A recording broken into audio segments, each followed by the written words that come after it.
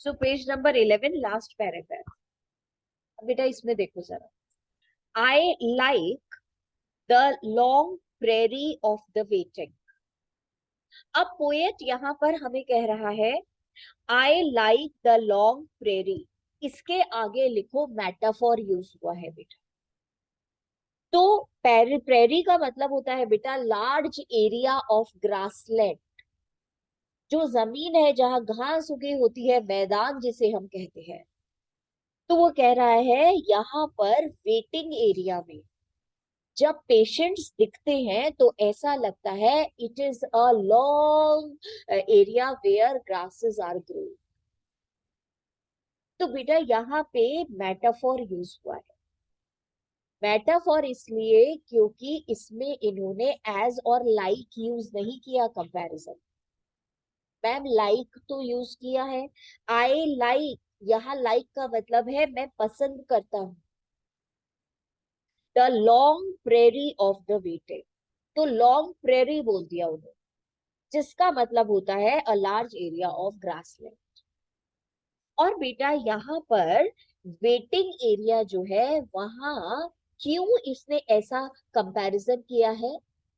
तो बेटा it is always full, so many patients are sitting waiting, either they have an appointment with the doctor or they have to go for some test। तो बेटा उसके लिए इतने सारे भरे रहते हैं हमेशा। The forced intimacy of the self with the self. और बेटा यहाँ पे द फोर्स्ड इंटीमेसी, इस लाइन का मतलब बहुत छोटा सा है। इस लाइन का मतलब है loneliness, how much cut off, how much apathetic attitude of the society. जबरदस्ती इंसान को अपने ही साथ रहना पड़ता है क्योंकि कोई होता नहीं है उसके साथ। कट ऑफ है, लोनली है वो पेशेंट, वो बेटा उसके फैमिली मेंबर्स, उसके फ्रेंड्स रिलेटिव्स उसके साथ नहीं है, जबरदस्ती अपने से अपने साथ ही रहना पड़ता है। ये है apathetic attitude. The forced intimacy of the self with the self, the people are sitting with themselves, nobody to talk to, so much of insensitivity, each sick person standing in the middle of a field। Metaphor, ऐसा लगता है जैसे हर patient किसी बीच में खड़ा हुआ है, field के बीच में। लाइक अ ट्री, यहां सिमिली बेटा यूज हुई। तो प्रेरी में मेटाफॉर यूज हुआ, यहां सिमिली यूज हुई है। हर पेशेंट का कंपैरिजन एक पेड़ से करा है, जैसे कोई फील्ड में अकेला पेड़ खड़ा हुआ हो। तो बेटा कहीं भी जैसे बोलना चाहिए ना, कंपैशन नहीं है, कहीं भी सिंपथी नहीं है, कहीं भी पिटी नहीं है, इंसान अपने ही साथ है, अकेला खड़ा हुआ है। Wondering what happened to the forest, और बेटा सोच रहा है बाकी सारे के सारा फॉरेस्ट कहाँ चला गया, मैं अकेला बच गया। अब इसका मतलब भी तुम्हें समझ में आ रहा है, the feeling of loneliness, that no one is there, the family, the friends, the relatives, so much, but when we get ill we are suddenly cut off, अलग हो जाते हैं सबसे। तो कहाँ गया जंगल, मतलब वो सारे लोग कहाँ गए जो मेरे साथ थे, मेरे अपने ही रिलेटिव्स, मेरे अपने ही फ्रेंड्स, मेरी अपनी ही family. why? Because sickness, illness cuts us off from the normal life and everybody else is busy in his own life। Page 12 पे आओ बेटा, first stanza. And once I saw a man, और इसी cancer ward में, poet को cancer है ना, तो कहता है once I saw a man in a lime green dressing ground. और आपको सबको पता है वो कैसा ग्रीन कलर का बेटा, लाइट ग्रीन कलर का वो यूनिफॉर्म होता है जो पहनना पड़ता है हॉस्पिटल। तो वो मैंने एक आदमी को देखा ड्रेसिंग गाउन में बैठा हुआ था, लाइम ग्रीन कलर का, लाइम बेटा नींबू वाला हरा वाला। हंच्ड ओवर इन अ चेयर, बेटा हंच्ड का मतलब लीनिंग फॉरवर्ड, ऐसे आगे को झुका हुआ, leaning forward. A man who was not yelling at the doctors. और ध्यान से मैंने देखा तो ये आदमी येल नहीं कर रहा था। येल का मतलब shouting. He was not shouting at the doctors. और प्रिटेंडिंग टू बी स्ट्रॉन्ग, और शो ऑफ भी नहीं कर रहा था कि ये बहुत स्ट्रॉन्ग है। और making a murmured phone call to his wife. और बेटा अपनी वाइफ को भी फोन नहीं कर रहा था। मर्मरिंग का मतलब होता है लो वॉइस, धीरे धीरे धीरे बोलना। तो बेटा जितने गेस कर सकते हो उसमें से कुछ नहीं कर रहा था वो आदमी। अब जरा यहाँ मैं पोएटिक डिवाइसेस लिखवा दूं तुम्हें। And once I saw a man in a lime green dressing ground hunched over in a chair. Hunching मतलब bending low. Kinesthetic imagery. Kinesthetic. Kinesthetic. Kinesthetic. Kinesthetic का मतलब होता है मूवमेंट। तो बेटा ये उसके शोल्डर्स का मूवमेंट ऐसे है, आगे को झुका। A man who was not yelling at the doctors, he was not shouting.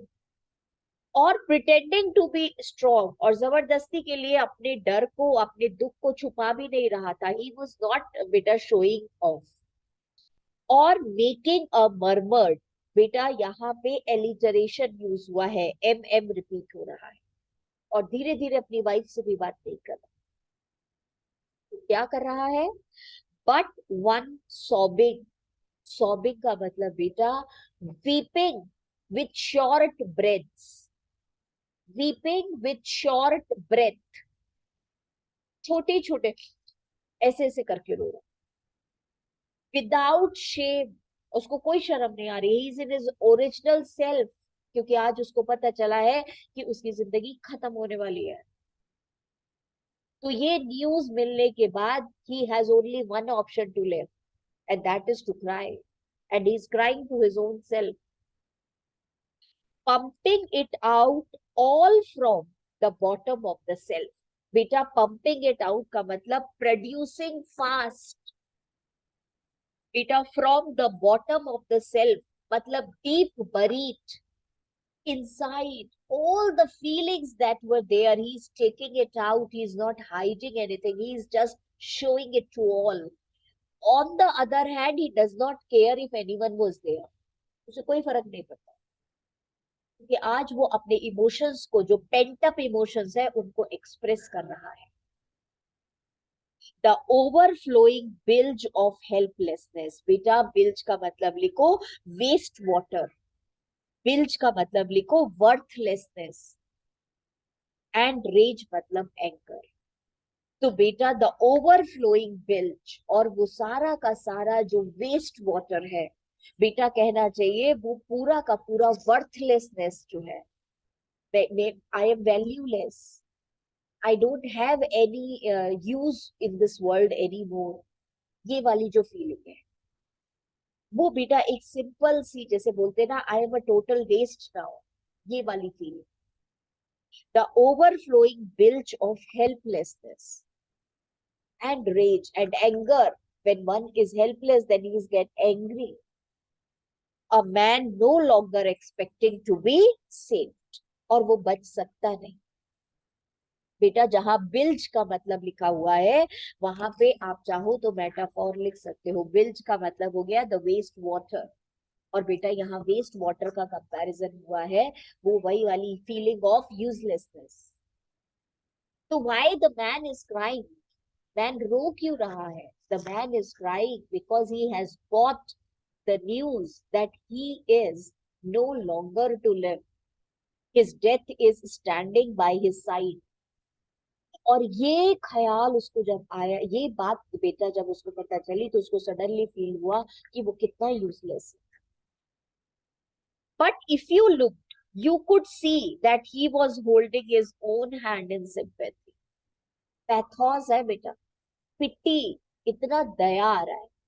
और अगर आप उसे ध्यान से देखोगे तो उसने अपना ही हाथ पकड़ा हुआ है, अपना ही हाथ पकड़ा हुआ है। तो बेटा एपैथी, जब कोई और हमें सिंपैथी नहीं देता तो हमें खुद ही को सिंपैथी देनी पड़ती। that he was holding his own hand in sympathy. Alliteration use हुआ है इस लाइन में बेटा. He was holding his own hand, H repeat हो रहा है. और यहाँ पे लिख लो बेटा, he is consoling himself, he is comforting himself, listening to every single word, and he was telling himself everything. बहुत सुंदर है. So lonely, खुद से बातें कर रहा है, खुद ही बोल रहा है, खुद ही सुन रहा है. Listening to every single word and he was telling himself everything. और खुद ही अपने डेथ की न्यूज अपने आप को बता रहा है और खुद ही सुन रहा है, क्योंकि there is no one else who can show the sympathy, who can listen to him properly. तो बेटा ये जो लाइन है, listening to every single word, auditory imagery, ये बेटा पूरा इसका पोएम का पैथोस भरा पड़ा है. इसमें सरकाजम भी है बेटा, एपैथी भी है इसमें. और अभी मैं नोट्स शेयर करूंगी तो फिर तो हम उसमें सारा का सारा डिटेल में पढ़ेंगे. Everything we will read it. थोड़ी सी क्लास है बेटा अभी और, तो आप अपना वर्कबुक खोलो और वर्कबुक खोल के बेटा पेज नंबर 26 निकालो. फिर मैं नोट्स शेयर करूंगी, फिर हम लोग कल से इसके बेटा थोड़े थोड़ा नोट्स भी पढ़ेंगे और मैकबेथ भी शुरू करना है मुझे से. So every day we will have our class of 15-20 minutes, not long. And there will be no class between 17th July and 31st July. ये जो लड़कियों के एग्जाम चलेंगे उस समय हम कोई क्लास नहीं लेंगे, अभी थोड़ी थोड़ी सी ले लेंगे. बेटा पेज नंबर 26 पर हम आ गए और हमारे जो एमसीक्यूज हैं थोड़े से 4-5 वो डिस्कस कर लेते हैं. और बेटा फिर हम जो है वो कंप्लीट करेंगे हमारे 2-3 गिव द रीजंस. नितिका वही तुम्हारे ज्वाइन करने से पहले मैं यही बता रही थी बेटा, I am very much sure that we will be able to finish act 1 scene 1 and scene 2. Scene 1 scene 2 तो मैं बहुत आराम से करा दूंगी बेटा.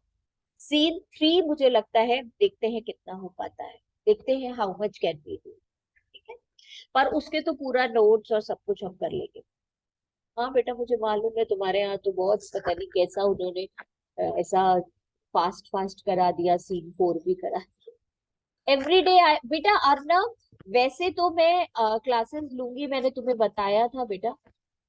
मंडे ट्यूसडे स्कूल खत्म हुए थे उससे पहले, समर हॉलीडे से पहले मंडे ट्यूसडे लेती थी 8:20 to 9. अभी भी 8:20 to 9 ही लूंगी. पर बस इस वीक के लिए 15 जुलाई तक, जब तक अब तुम लोगों की स्कूल की छुट्टियां हैं, तब तक बेटा रात को क्लास लूंगी मैं करीब 9:45 पे. और वो भी 15-20 मिनट्स, नॉट वेरी लॉन्ग.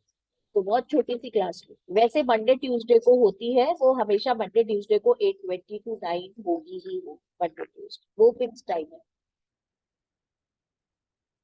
अब बेटा आप आ जाओ और आप पेज नंबर 26 वर्कबुक का निकालो और फर्स्ट क्वेश्चन देखो.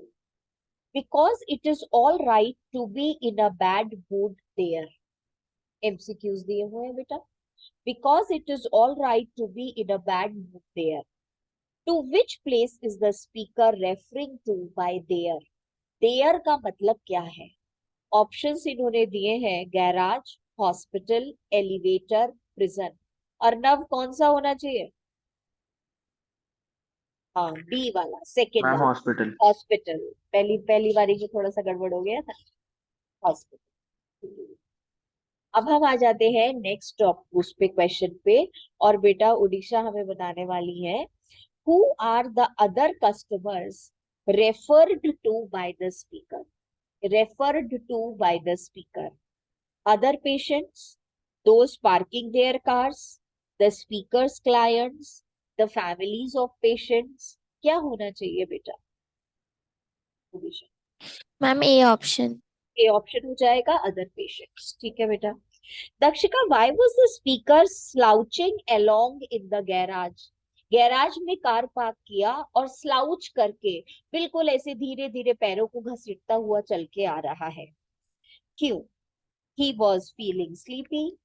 He was under the spell of sleeping pills. He was sick. None of the above. क्या होना चाहिए दक्षिण? He was sick. He was sick. वही ठीक रहेगा बेटा, बिल्कुल ठीक. फिल्जा हमारा फोर्थ क्वेश्चन है, which figure of speech is used in the phrase like a prison wall? कौन सा बेटा हम बोले? Ma'am simile.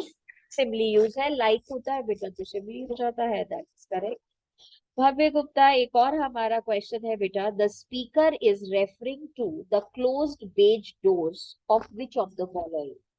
बेटा hospital, prison, garage, none of the above. Closed bays doors, कौन से क्लोज्ड बेज डोर्स है बेटा?